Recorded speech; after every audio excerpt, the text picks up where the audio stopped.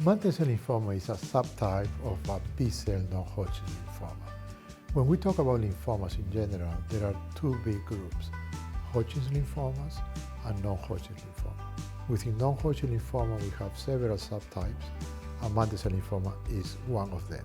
Represents approximately 6% of all the non-Hodgkin's lymphoma. So the name is coming because usually we found this lymphoma in an area within the lymph node that is called the mantle zone.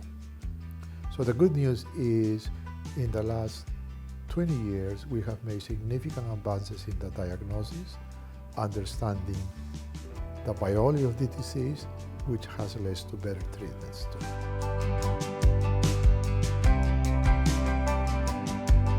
It is a very interesting question because, I can describe three different groups of patients. So there are patients with mantle cell lymphoma in which is an incidental finding. They don't have any symptoms, but they go to see a doctor for other reasons, and then the doctor does a blood test, and the blood test shows increase in the white blood cells. And then we look more carefully, there is increase in the lymphocytes. And then we do more studies, and then you have a mantle cell lymphoma, and the patient says, well, but I don't have any symptoms, I feel well. And we say, yes, there are some patients with mantle cell lymphoma like present like you.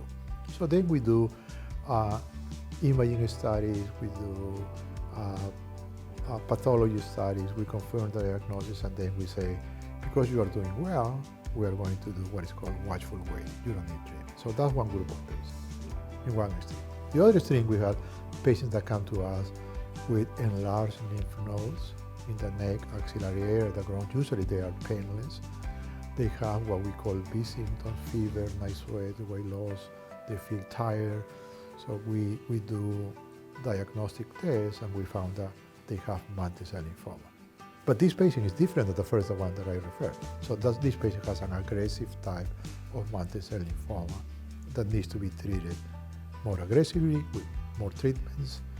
And then in the middle, we have what we call the large majority of patients with mantle cell lymphoma that usually will present with enlarged lymph nodes in the neck, axillary area, groins, so they don't have B symptoms.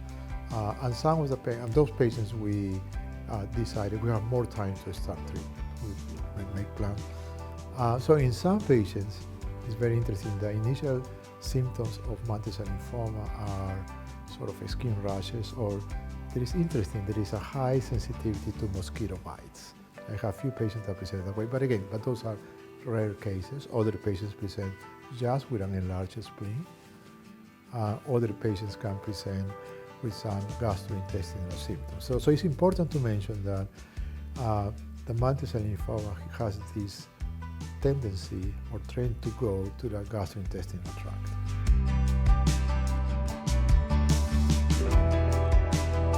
It's also a very important question, and I would say it's the most important question because we need to provide an accurate diagnosis of lymphoma. So I mentioned to you more than 80 different subtypes of lymphomas. So we need to do all the studies needed to properly make the diagnosis of mantle cell lymphoma. So what we need is a piece of one of the large lymph nodes. I mean, we can get the whole lymph node even better because it's going to allow us to do all the studies that we need to do. So we look under the microscope, and then we start having suspicions, maybe this is a mantle cell lymphoma because it's mostly in the mantle zone of the lymph nodes. But then we do more sophisticated studies, including molecular studies, to identify a specific molecular abnormality of the disease. It's called translocation 11-14. A piece of the chromosome 11 goes to the chromosome 14. So these are going to create changes, and is a hallmark. So patients have this translocation, and then we put all this information together, and we make the diagnosis of mantle cell lymphoma. So therefore, having a lymph node to do all the studies is extremely important. So sometimes we don't have the luxury. Patients present with a mass inside the chest or the abdomen. So in that case, we use what is called cord needle biopsy to make a diagnosis. So sometimes if the patient goes to, let's say, local hospital in which they have the expertise to treat mantle cell lymphoma, but not all the tools to make the diagnosis, so those patients can benefit to go to highly specialized centers that see lymphoma patients almost every day, right? Because we have all the tools to get the right diagnosis. So, but now it's getting more complicated because now you have mantle cell lymphoma, but now we need to know whether that mantle cell lymphoma is an aggressive one, and there are some molecular markers like this, it's called p53 abnormalities, and we know that those patients with p53 abnormalities, we know now that they don't respond well to conventional chemotherapy, and these patients benefit with a sort of a new therapy that we have developed in recent years.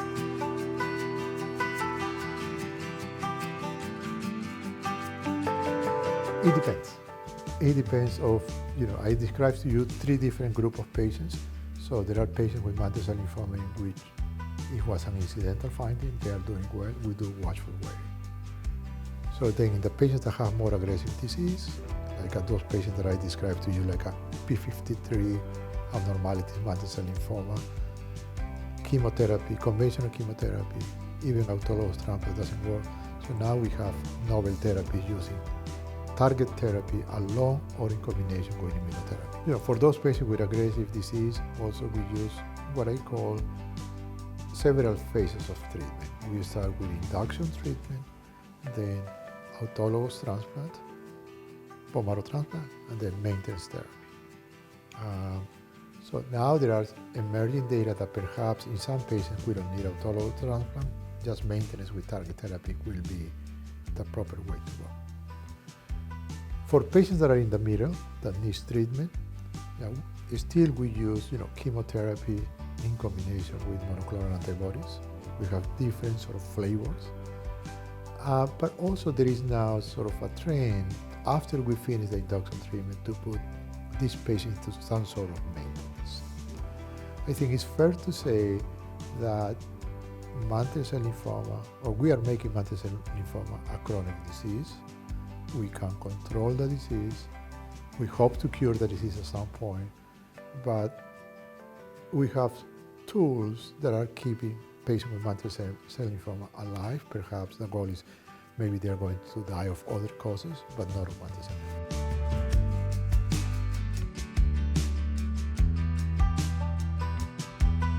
The large majority of mantle cell lymphoma patients are going to relapse after initial treatment.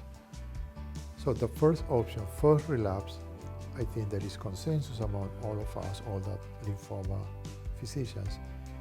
We are using what is called a BTK inhibitor, Bruton tyrosine kinase inhibitor. These are pills that the patient can take once a day or twice a day, and there are what I call different flavors of this BTK inhibitor. So there is the first one of this class, ibrutinib, fantastic responses in 2010, 2011. We were all excited with this drug, but there are side effects. Then we have other drugs, acalabrutinib, zanubrutinib. I would say probably efficacy is the same, but the side effects are less as compared with ibrutinib. So that's what we use when the patient has the first relapse. And usually we recommend this treatment until the disease progresses on treatment or the patient develops side effects. So if the patient progresses, then we now have a second generation BTK inhibitors. But also we have other treatments like this oral agent called lenalidomide or Revlimid in combination with monoclonal antibodies. If the patient relapses again, now we have clinical trials. And actually we are very excited with the progress we have made in the field of immunotherapy. So immunotherapy means we are going to harness the patient's own immune system to attack mantle cell lymphoma. And we can do it in different ways. So with a patient with mantle cell lymphoma, we can take their T lymphocytes, send it to a lab, a laboratory, they will be modified, and we make what is called CAR T cells. It's like taking a soldier and making that soldier a Navy SEAL. That's what we call CAR T cells. So then we infuse the CAR T cells back to the mantle cell lymphoma patient, and we are seeing fantastic results. However, you are sort of using these sophisticated CAR T cells to attack the lymphoma cells, but also they can attack other organs. So there are side effects, so this CAR T cell needs to be done in highly specialized centers. So now we know how to activate your T lymphocytes. So there is another treatment that says, well, CAR T cells, instead of CAR T cells, why don't we use antibodies that are injected into the patient and activate the immune system inside the patient? That is called bispecifics antibodies. And also we are seeing some great results with this. So I would say you probably 15 years ago, when the patient with mantle cell lymphoma relapsed, I didn't have a lot of things to offer. So now we have several lines of treatment, but more importantly, if this treatment works in a second relapse, first relapse, we are trying to move this treatment for the front line. Right? So sort of use our best treatment up front with the hope that we can cure patients with mantle cell lymphoma.